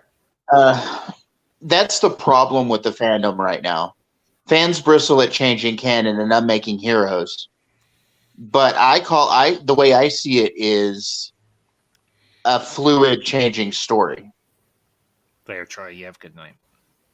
Hold on before you run off, Troy. Let me finish the point I'm making here. Now, hopefully it goes along with what you're saying here, and I think it is. It is the same mentality as pulling down statues. People don't like changing the past, but I see there's a way for either improvement or a continuation of the story and it being organic and flowing naturally. And if the storytelling was good on some of this stuff, it would be better. It would flow better organically. Like if the sequels had been written better, it would have flowed more organically to the story. That's what people are fighting against. And it all comes from being nostalgia bait. Okay. Yeah. People want to continue going back to the things from their past, from childhood and everything, but you've got to realize things change. Life changes you. I'm not the same guy I was a year ago. I'm also not the same guy I was 10 years ago. Okay. If you continue your life being fluid and flow with the nuances of life, then you learn that it's okay for the past to change and things that you love from the past to change. It just becomes natural and organic to people. Yeah. There you go. Sorry. Exactly, and that's the problem. You have people writing stuff that don't even know what they're writing about. And that's part of the bad story. Yeah. I think the problem with the freaking sequels was that they were going in a good direction with a unique original story. And then they completely retcon their own story and shit all over it. That's just my opinion. Yeah. Yeah. The Finn, and I'm talking about the Finn storyline, guys. So, and I know you guys on the panel know, but in the chat, I'm talking about Finn. They built that entire Force Awakens movie up, and it was good. And you could have done so much with a redeemed stormtrooper that has never been done before in Star Wars history. And you could have had something special. That was lightning in a bottle right there. And then they totally flushed it down the toilet. So, yeah. Well, to give you just a peek behind the curtain on my own story, I took Finn in a direction that I felt was right for him. Because I do make Finn a Force sensitive, and when I go when I go back to write the first two parts of my own trilogy, I will show why. I will show why the path that he decides to take, because my journey for Finn will be different from what we see in the sequel trilogy itself. There will be slight similarities. He will be a defector from the First Order, yes, but he will display to certain people in the New Republic, not the Resistance, the New Republic, that he is a Force sensitive. And in my story, he does decide to undergo Force training under Luke, who is alive in my story, and also under the tutelage of the three Force ghosts of Anakin, Obi-Wan, and Yoda, and a pair of other Force wielders who I will not name here. But if you guys want to know, I will put in the private chat. Please do. Okay, but I just ask that you don't say it out loud. That's I won't say anything about it. We can actually talk about it backstage after the stream's over. Okay. We're ever-evolving people. Our lives and experiences shape us, and we live the moment we are in, even if it doesn't reflect where we are later. Yes, exactly. And that's what I'm trying to talk about. When I have my view on our lives is very close to what the Force is. Technically, I'm a Jedi without being a Jedi. I have a very philosophical viewpoint on life. I don't know if Josh has noticed that yet, but I think maybe you have in a way. I can respect that, actually. What? I was saying I can respect that. I can respect the way you live. I respect that. Thank you. I appreciate that. Now, speaking to what Stephen Murphy's saying here, yes, you have to live your life organically, like the flow of a river. Okay. There's a reason, besides being a Superman fan, that I have the S shield tattooed on my shoulder. Okay. And that reason is that symbol, the symbol of the House of L, is like a river. Okay. It's not an S, it's a river. And that river stands for hope in their language. Okay. But like that river, like the river of hope, you have to flow with life. If you fight against life, then you're never going to enjoy your life. Okay. You have to flow with the things that come at you, the things that cross your path. You have to crash upon it like the waves of the sea. Okay. You have to flow with what you're doing with life. And I don't know if I'm explaining this well enough, but it's working in my head. But anyway, I'm following exactly what you're saying, and it's, dude. I want to answer this question real quick. Okay. Go ahead. You already answered part of it, Ambassador. Some Monkey says, if you could write your own story, what would it be about? Would it be Old Republic, High Republic, Clone Wars, original trilogy, or any area that you know? All right, so basically I came up, and I actually pitched this to LucasArts before, it was years before the Disney buyout. And I pitched a story of basically Revan would have his son. I wanted his son to be a Force sensitive. And as we know, that wasn't the case, so I would have retconned that. But then you have like a freaking royal family type storyline. So they see the error of the freaking Jedi and Sith, and they take over. And they take over as all Force sensitives. And so basically, it's like the Eternal Empire, but they're all gray Jedi. Or gray. They don't choose one or the other. They have to keep balance in the middle of all times. So they're basically the keepers of everything in the galaxy. And I pitched that storyline to LucasArts, and they said, and I was about 17 at the time. They said, go to school, get your education, college, come back and we'll offer you a job at Skywalker Ranch, because they thought I had some good ideas. But I had to go to school for programming and that type of stuff to be a developer. And so I did and got my degree. And as I'm in my last semester of college, that's when the Disney buyout happened. Oh, Josh. So I could have been working for LucasArts and To answer Sub Monkey's question for myself, yeah, I have actually written a Star Wars fan fiction story, and I wrote it back in the 90s. It was written about the Purge, but before Episode 3. I wrote a story. It was a little after Episode 1 was out. I wrote a story that I called Jedi Twilight. And what happened in that story was it was about a group of Padawans whose masters had been killed in the Purge, and they were running from Vader and the Inquisitors. Mm-hmm. And they get trapped on this space station, and their ship is disabled, and they're being hunted through the space station by an Inquisitor. But the threat of Vader is always there. Like, one of them senses Vader on the space station. Now, I never come out right out and say it in the story if Vader was there or not. I kind of use him as a boogeyman. But all of them end up dying in different ways to these Inquisitors. One of them dies in fear. One of them dies in anger. One of them dies in despair. And one of them dies within the light side of the Force. Nice.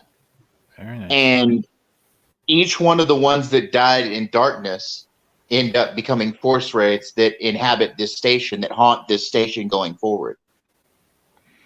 And I was going to write that as a series of stories, but somehow, some way, I lost track of it. And if I could ever find the original, I know I have it somewhere in a box. If I can ever find the original, I will actually publish it online. I may even just like read it on my YouTube channel. Now that's one story I had. A second story I'm actually working on now, and I plan to pitch it to Disney Plus as a show idea. And I really don't want to get into it too much. I've told Josh a little bit of it. But it has to do with basically it's a Tales type, it's an anthology type series where each season is a different time period in the Star Wars timeline.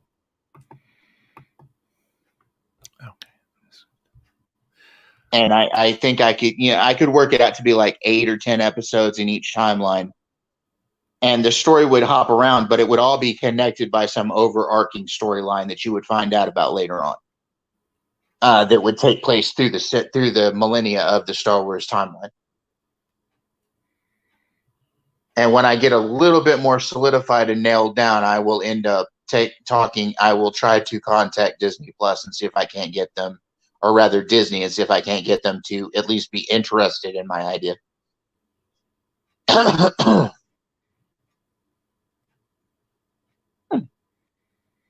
Interesting. But I hope that answers your question. They seem a little more open, so yeah. I don't mind it. I think all the freaking fandom talk like ruins a lot of shit, but it's just me. Hey Josh, just real quick, I'm gonna send you a picture on your DMU one on Twitter and everything. If you want to toss it, if you want to share it and everything, it's actually a poster for my my fan fiction radio drama that I'm gonna, once I get it finished, I'm gonna put into production and everything. So, and I also wanted to thank you for coming up with the new thumbnail for. Your cover, your channel art, I really like that. You're Josh, you're my friend, when I have the time, I like to try and help out my friends, even if it's something. So guys, I'm gonna go share screen right now. I'm gonna show you what Ambassador's talking about, and I'm gonna show you what he did for me, which really means a lot. So It's as I said, so it's just a little thing I put together for you. Well, that's cool. Oh, that looks awesome. The 3 planets are Exegol, Tython, and Octu. Nice. Huh. Yeah, I kind of recognized Exegol there, which in old legends was called Bis. And here's the one he created for me. Oh, that's cool. Oh my god, that's badass. I like it. Investor, I might actually talk to you for one for my channel when I get started. Yeah, Sure. That was awesome. I use Canva. That's what I use. I use it for my stuff, and I love it. It's a fairly easy user friendly software. So, but yeah, as to answer my question, my story is going to take place in the sequel trilogy because I feel like it has the most room for play and everything. I can really work around. What I'm doing is I took the pieces of the sequel trilogy, at least the last 2 installments or the last installment that I felt were halfway decent, and I used them as a very thin, as a framework. And then I filled in the framework with everything that I felt was lacking. And the main thing that for me was lacking was world building. You didn't know the mindset of the 2 major factions, of course, that being the First Order and the Republic. But I also added in the Imperial Remnant because I wanted a extra factor in my story that could act as somewhat of a wild card. And the Imperial Remnant does end up, I'm not necessarily spoiling anything, but they have a very interesting part to play in how my story plays out. The other factor was, and this was a major one for me, I wanted to show Rey training. Ah. I wanted to, well, and not only that, but I also wanted to show Finn training. And there's a few lines of dialogue. And go ahead, Thade. So when in the movie in Rise of Skywalker, when Finn says he has something to tell Rey, do you think that he was going to tell her he was Force sensitive? Potentially, but the thing is, I never have that situation in my story. There's an exchange, and this is not a major spoiler. I've just told you all that Anakin is a part of the story as a Force ghost. Finn is a Force wielder.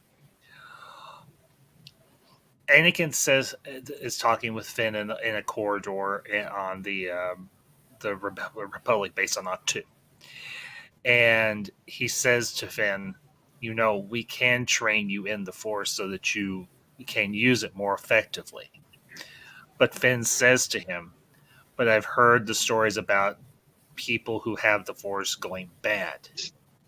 And Anakin's like, I can understand that.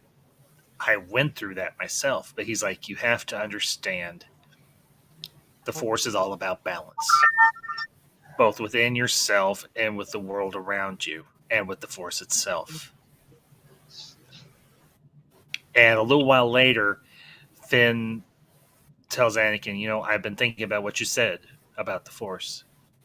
And Anakin says, well, and he's like, I've decided I will become a Force wielder. But he's like, under one condition. And he's like, what's that? He's like, I want you to train me. He's like, I want you. He's like, the others train him, but he wants Anakin to be his primary trainer, his primary teacher. Granted, he can't do everything like Luke can do, but with the more metaphysical aspects of the Force and the more like the different abilities and so on, he can teach Finn that. But the other thing that Finn says, and he's like, I want you to do one thing for me. He's like, what? He's like, I want you to allow me to call you master. And Anakin is like, well, because there are a few lines of dialogue between Rey and Anakin where Rey starts to call him Master, and he's like, no, just Anakin. But Finn has such deep respect for Anakin, and he knows his history, and he knows how great of a military leader he was, that he's like, you deserve that title. You deserve it more because you refused it, even posthumously in this phase of your life. And Anakin agrees. And there's a line of dialogue that he says just to himself. Maybe it'll be different this time. Maybe it won't be like it was with Ahsoka. Well, to be honest, I don't think that Anakin failed Ahsoka all that much. I think he did to a degree, and I think that's something that he still carries with him. At least he does in my story. So that, for me, that's the rationale behind that series of events, those scenes of dialogue. Hold on just a second. I'll be right back. Okay. All right. I'm back. Yeah, I don't want them to go to the sequels. Sequels were done. They're not getting rid. They're not going away. No. Of course, I like to hear fan theories and things like that, and then you can do a book story or whatever. But as far as like that, and I think they should stay away from movies as long as possible. Yeah, I'm inclined to agree. You know, Sub Monkey, it's funny that you would bring up Thrawn. Not so much that he's in my story. He's not. But I actually do have a group of Chiss who are working with the Republic. But I will say this much at least. Thrawn, in my fan fiction, he is canon. He is referenced. But isn't Thrawn canon because of Rebels? Well, you know, that's the thing. You know, that's the great thing about doing a fan fiction. You can decide what you want to put in and what you want to omit. Yeah. I make reference to Thrawn. Have I decided if he's going to be in parts 1 and 2 of my trilogy? I'm not sure yet. Yeah. See, this is the thing. This is why I like Old Republic. I call it Old Republic EU because I think it's different than other EUs because it doesn't freaking touch. It doesn't mess with anything from the films or what people grow up knowing. Freaking Old Republic is like its own thing, and either you like it or you don't. Like, it's just simple as that.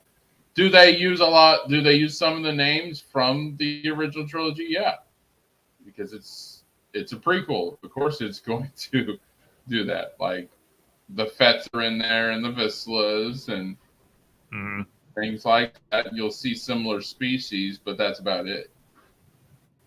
Sub Monkey, yeah, he is, and yeah, Josh, I agree. That's why I have him as my avatar. Granted, I had the face changed and everything. I had a friend. Yeah. Well, Josh, you know him, Dawson from Nerdy in Many Ways. He actually made this avatar for me. Yeah. Well, yeah. Freaking. That's why I like Old Republic. I really like Thrawn. I heard about Thrawn in books. I'm like, why do people like this dude so much? And then I saw him in Rebels, and I'm like, just the voice and the presence, what they did with him. And I know he's probably a whole lot better in the other stuff, especially the EU stuff. But like, I like everything from Thrawn. Well, here's the thing, though. With Thrawn, he only is prominent in one story, but his presence is so powerful in that one story, and that is, of course, the Thrawn trilogy, the first one that came out that really jump-started the entire expanded universe, and that's, of course, Heir to the Empire, Dark Force Rising, and The Last Command. Fun little fact: I have first editions in hardback of all three of those books with their dust jackets intact. Nice. Yeah, I was trying to. Enosh was having a giveaway for the Thrawn trilogy. I was trying to get into it, but. Yeah, I know. That's okay. But yeah, Sub Monkey, I like Old Republic too. I've always been a fan, just the whole thing. Oh yeah. It's like it gave Star Wars history. It gave it lore. It gave it a backstory. Like for me, that's why I like it. It gave it bones. It gave it a skeletal structure that the Star Wars universe had not had before. That's the like I heard you guys talking before the show started, and I was like, I didn't like the Rule 2. I thought here's a hot take. I thought the Rule 2 was trash. All right, but that's just my opinion. Dude, the Sith Empire, well, it's not the original because Sith have had many empires, but the Vitiate Sith Empire, I just thought was so freaking cool. Yeah, and so that was, that was my favorite. I thought freaking the Rule of 2 kind of weakened it a little bit because then it was all about ego, and then freaking Vader had all them freaking apprentices behind Sidious's back, and I think Sidious might have had, or Palpatine tried to have someone behind Vader's back. I don't know, but yeah. Yeah, and Steven, I wholeheartedly agree with you. And Steven, I just want to say this. I appreciate you popping by last night for my stream and everything. So, and I hope you enjoyed yourself. Oh, okay. That's for Steven. Cool. Yeah. Mm-hmm. Cool. Thanks for stopping by. Yeah. Indeed. Have you seen a Star Wars fan film called Crossfire? No. I got to see it. One thing you got to know about me, Sub Monkey, I am a huge, there's a reason why I got the Revan avatar. I am a huge Revan fan. And freaking, I like anything Old Republic. And I've seen almost every Old Republic film. I know everybody who's doing stuff on Old Republic. Like Unreal Cinema is doing a freaking Old Republic series, like fan films. That kind of stuff, I'm like huge into. Josh, question. Have you heard of a fan film? It's a really good one, put up by a director. He's an independent director called named Phil Hawkins. And and it's called Star Wars Origins. I've heard of that fan film. I just wasn't familiar with the director. I actually had the opportunity last year and everything. It was one of the few interviews I actually had the time to set up and everything because of everything going on with Mother Ambassador's health. And I actually had the opportunity to interview Phil and talk about the fan film because the fan film is absolutely wonderful. It's an homage both to Star Wars and also Indiana Jones. I highly encourage you, go check it out because it is absolutely positively stellar. It is. So it like I said, it's a very cool blend of everything that you would love about Star Wars and everything that you would love about Indiana Jones. And all right, so I'm gonna pull it up real quick. Here's all the fan films I've seen. Rescue Mission. Rescue Mission is my favorite. Oh my god! Wait, when I started this channel, week 2, we did what we call Movie Madness Monday, and we did a series of Old Republic films. So here's the Malik one. That's really good because Unreal Cinema uses Unreal Engine. Big shout to Unreal Cinema. They do awesome work. They do. Especially they're heavy into Revan and KOTOR. So like the announcement of KOTOR remake set them back a little bit, but they're on track. They do amazing work. Go check them out, guys. It's Unreal Cinema, as you see Unreal Cinema on YouTube. Of course, these guys did a really good fan film. There's Crossfire that Sub Monkey was talking about. I have seen that one. Yeah, that's a good one. Yeah, that's a real good one too. There's another one. Clone Troopers. Well, yeah. I haven't seen this one. Nihilus Follow Guitar. That looks cool. But like I've seen the Revan versus Nihilus. They got a bunch of ones. Did you happen to see one that came out a few years ago, kind of to get us back towards the main topic of the evening, Maul Apprentice? Let's see. Let me type in. Aggressively relaxing. I can't say that I have because I really haven't had a chance to read any of the New Republic. That's it. The very first one. That's it. Right there. That was a absolutely stellar fan film. Yeah, it looks good. Oh, the production on it is solid. The makeup for the actor who played Maul was excellent. The choreography and everything, just movie quality. Yeah, that Truly, looks second to none. truly movie quality saber choreography. I'm The going to go back to this, and we're going to, I'd say about a week or two, we'll do some fan films.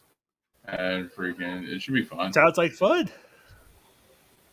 Yeah, I definitely, because I Sorry about did that that, once, fellas. and it was like, it's really what put me over the top as far as like, I think I got like 10 to 15 subs out of it when I did fan film stuff, and everybody loved it.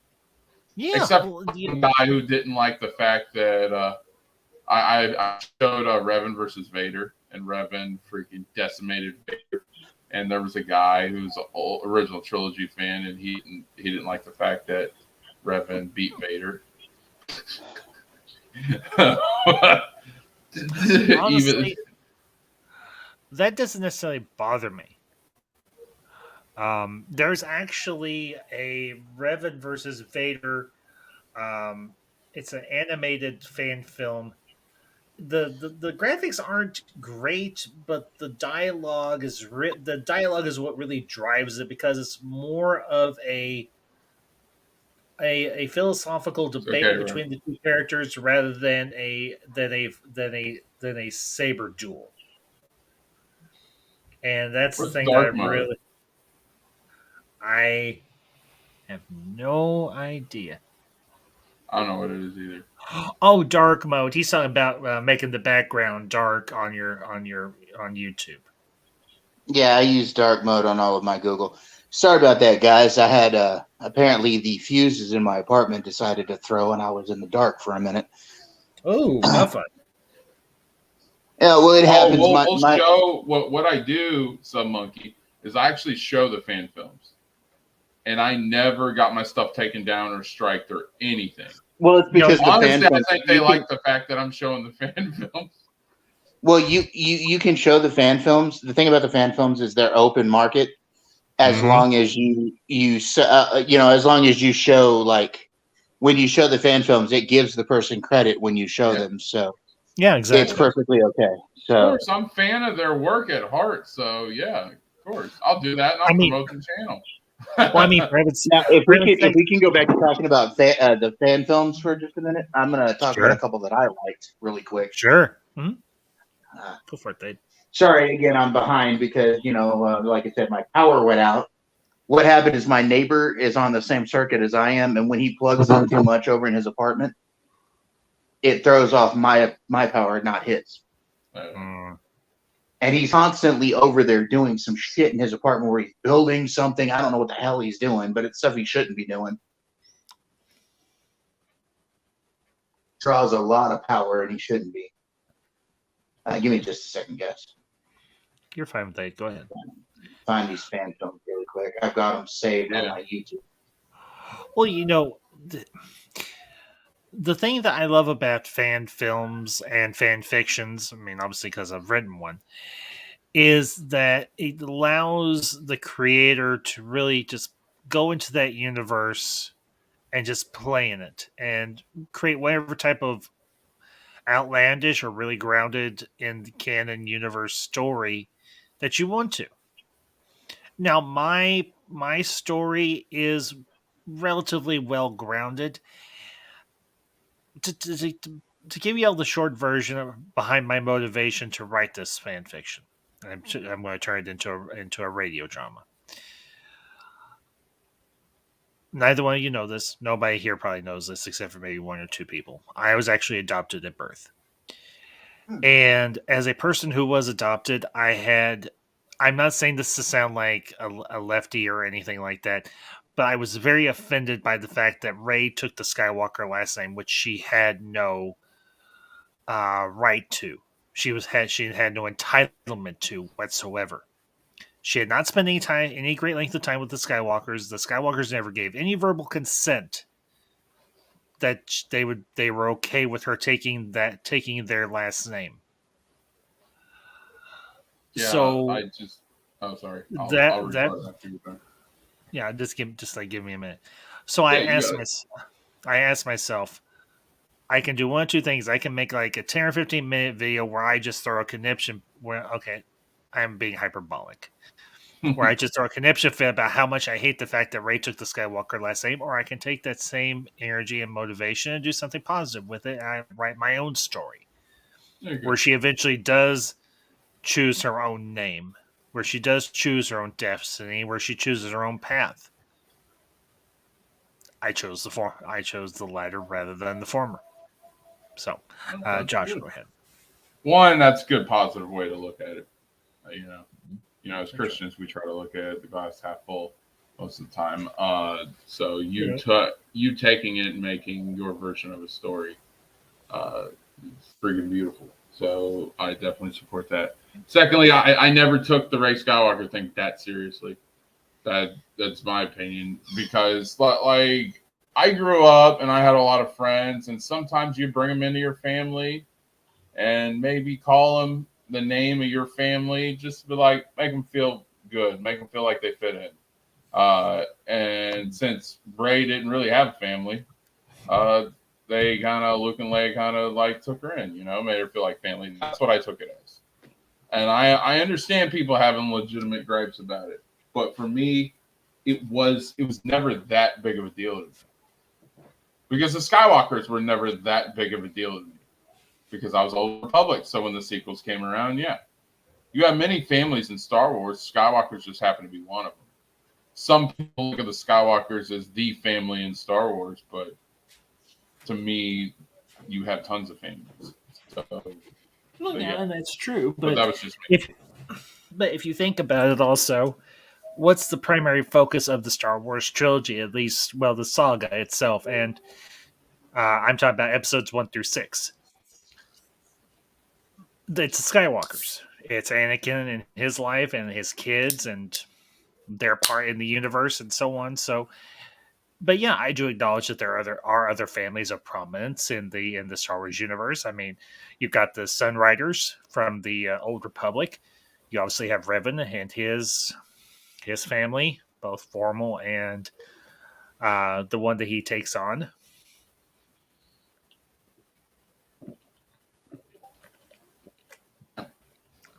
So like that's why, to me personally, I never looked at it as that it's that big of a deal, because it's just a name. And I can totally understand people who do like that family and do see that importance and do resonate with the Skywalker character. I could get it. Like, freaking, when me and Michael S. have this debate on who had the better Sith Empire, I'm in the Vitiate camp, he's in the Palpatine camp, and it can get heated. Yeah, I was there the other night and everything when you and Michael S. were going back and forth, and I have to side with you. Vitiate's lasted for thousands of years.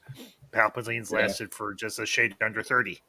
So yeah, you gotta look at what Vitiate did, and you gotta look at what Palpatine did, and that's how I view it.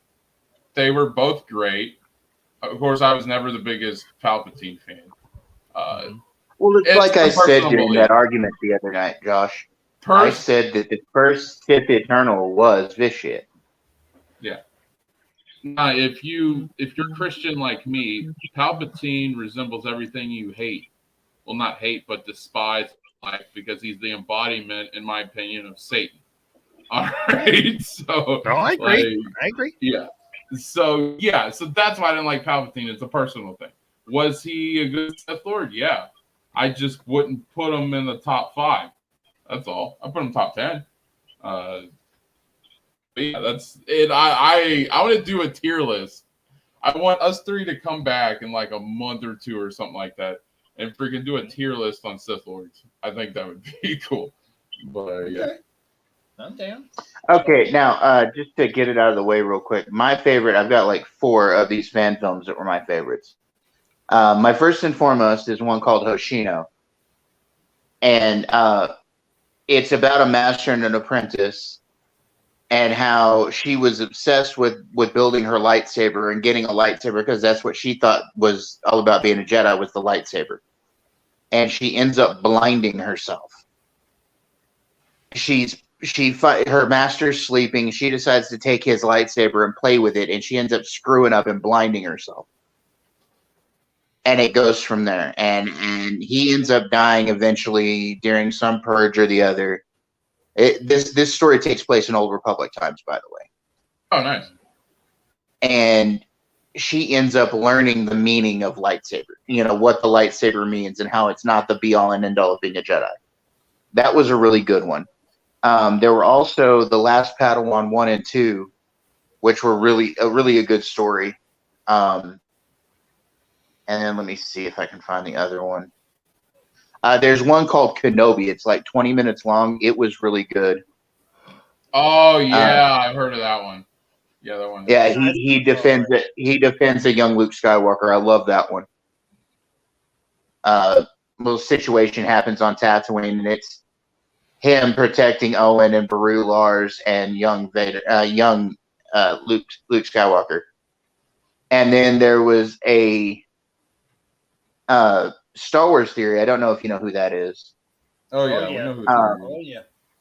He wrote one. He's only put out one episode of it so far, but he's working on others.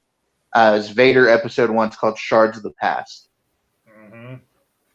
And it was really good. It's not very long. It's only about 16 or 17 minutes long, but I liked it. I had at one time thought about putting out my own, but I do not have a person that can do editing for me at this point. And I would really, really would like a team on it. I don't want to just be me, you know. But I have some ideas for my own fan film for Star Wars. And it's an Old Republic film as well. Well, you talking me in Sub Monkey's language right there. I think Sub Monkey likes Old Republic as much as I do. If I'm wrong, I'm wrong. But yeah, from the sounds of it. It takes place during the Sith eternal rule of Darth Vitiate, of Emperor Vitiate. But it's about a group of Jedi that runs afoul of him and his Sith eternal cult.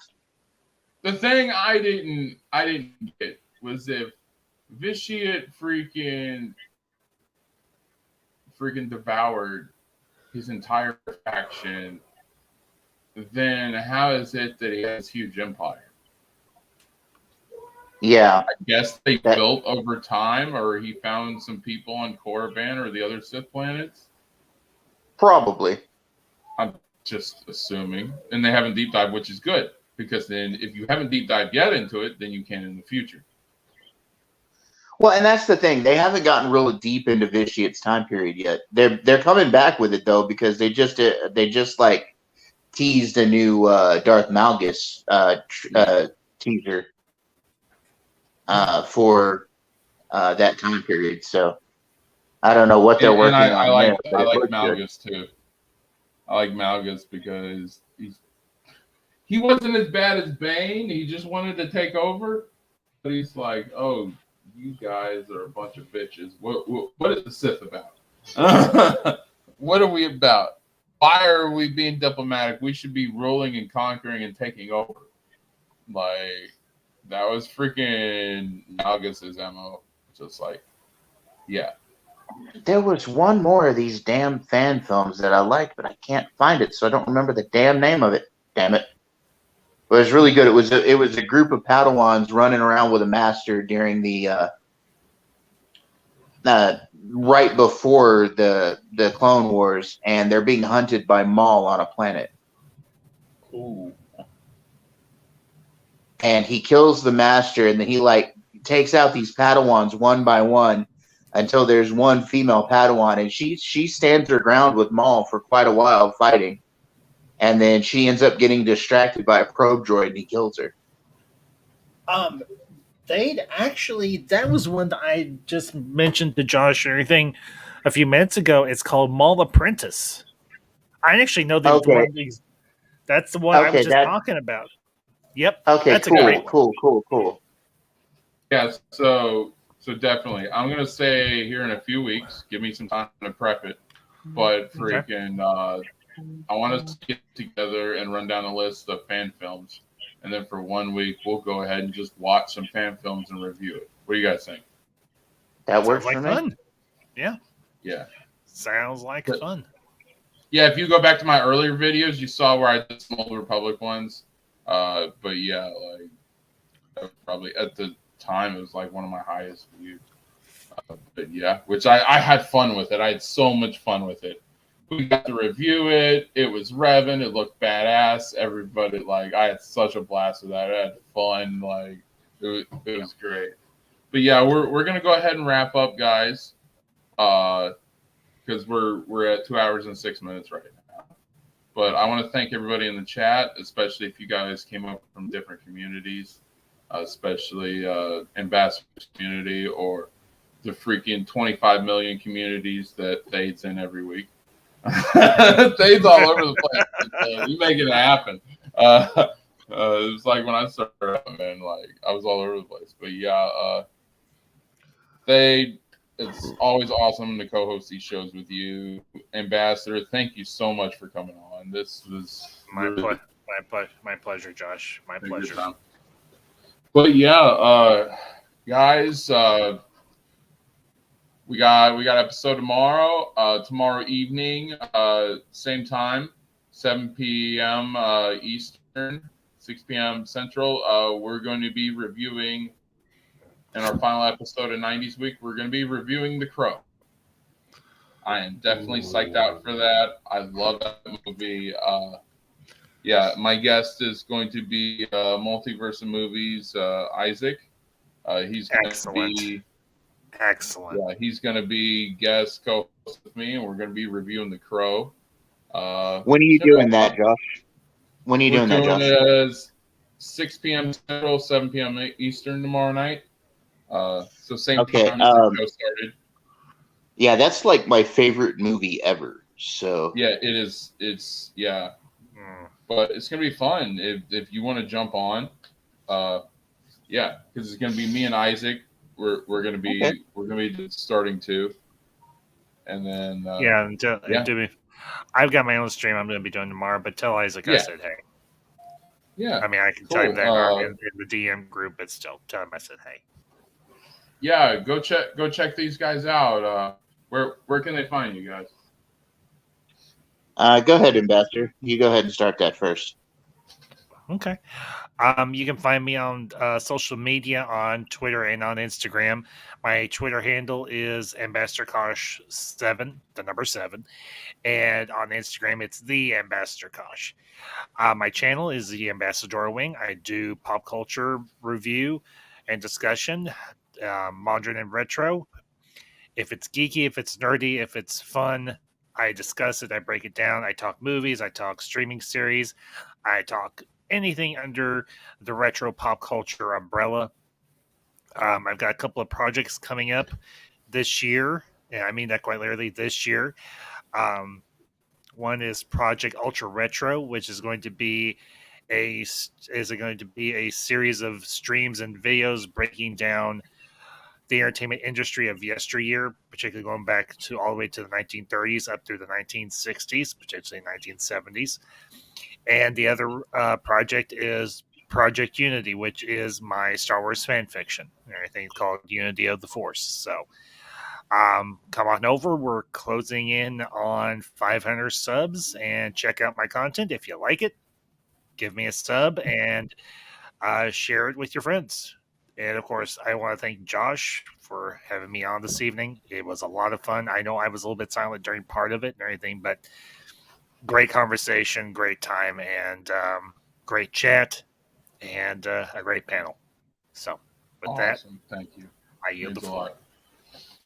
And as for me, first and foremost, you can find me here at Order of Revan with my good buddy Josh on the Friday Star Wars show. I plan on continuing that for quite a while with Josh. Most nights, 3 to 4 nights a week, you'll find me over at Poindexter Lounge with Enosh and the crew. We talk basic pop culture stuff and just all nerd stuff in general. So check us out over there. You'll find me Wednesday and Saturday nights at Jedi Bills for the karaoke show. It's a good time. That's fun. It's a good laugh. And none of us are professionals, so don't get scared to come on and, sing a song or two.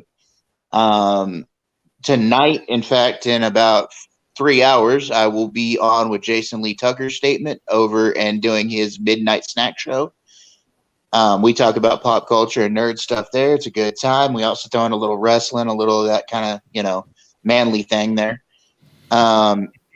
See, I want to shout out a couple of friends of mine that were really influential in me getting into getting into YouTube and such. I want to give a shout out to Pete over at Creepy Little Book. He goes about 3 to 4 nights a week, always at midnight. He talks about the paranormal and a lot of weird happening stuff and all of that. He has a subject. We talk about it. It's a good time over there. He's a great guy. There's no drama on his channel whatsoever. I would also like to shout out Jesse Miller over at the Crow's Nest, the crew, all a bunch of pirates. We got a lot of hot takes. We do a lot of crazy stuff, but hey, we're pirates. That's what we do. Also catch Jesse over at Black Death Gaming. That's his gaming channel. He runs several different games during the week. It's always a good time. We get to watch him do stupid stuff in video games and comment on it. So that's always really cool.